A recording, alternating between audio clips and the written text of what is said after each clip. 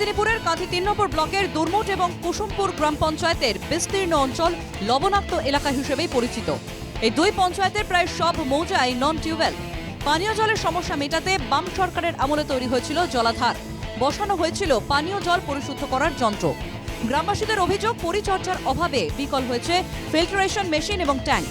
প্রশাসনের বিভিন্ন দপ্তরে বারবার জানিয়েও হয়নি কোনো সুরাহা। তাই বাধ্য হয়ে মানুষকে জলাধারের অপরিশুদ্ধ জল পান করতে হচ্ছে, ফলে অসুস্থ হচ্ছেন গ্রামের মানুষ। তো পেটের অসুখ হচ্ছে এইসব এলাকায় লোকেদের, অপরিশুদ্ধ পানীয় জল খেয়ে অসুস্থ হচ্ছে, কিন্তু সেদিকে নজর কে দেবে? ব্লক প্রশাসনকে একাধিকবার জানানো হয়েছে, জেলা প্রশাসনের আধিকারিকরাও জানেন। একেবারে প্রশাসনের তরফে সংরক্ষণের কোনো ব্যবস্থাপনা নেই। এখন লাল জল ওই সব এলাকায় মানুষজনকে বাধ্য হয়ে খেতে হচ্ছে। সেই কারণে প্রশাসনকে বারবার বলেছি, এর কোনো সদুত্তর এখনো পর্যন্ত প্রশাসনটা দিতে পারেনি। দুর্মুট এবং কুসুমপুর গ্রাম পঞ্চায়েতের বেশিরভাগ গ্রামে বন্ধ বিশুদ্ধ পানীয় জলের সরবরাহ। বাধ্য হয়ে অনেকেই পুকুরের জল ব্যবহার করছেন। প্রশাসনের ব্যর্থতার কারণে গ্রামবাসীরা বিশুদ্ধ পানীয় জল থেকে বঞ্চিত হচ্ছেন, এমনটাই অভিযোগ রাজ্যের প্রাক্তন মন্ত্রী তথা সিপিএম নেতা চক্রধর মেকাপের।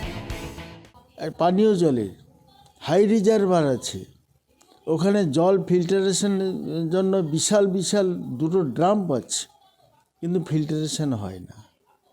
সে যে জীবাণুযুক্ত জল মানুষ খাচ্ছে, উপায় নেই।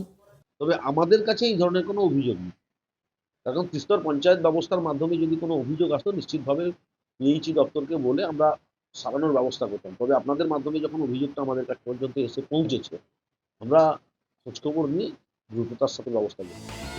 দুর্মুট এবং কুসুমপুর গ্রাম পঞ্চায়েতের বিভিন্ন গ্রামে শিশু এবং বয়স্করা অনেকে পেটের রোগে ভুগছেন। অপরিশুদ্ধ জল পান করেই রোগ ছড়াচ্ছে বলে অভিযোগ। পানীয় জলের ব্যাপক সংকট হচ্ছে, জলবাহিত অসুখ বিসুখও। তাই এই এলাকার মানুষজন অধীর আগ্রহে অপেক্ষা করে আছেন কবে এই সমস্যার সমাধান হবে। মারিজদা থেকে শান্তনু বেরা, NKTV বাংলা।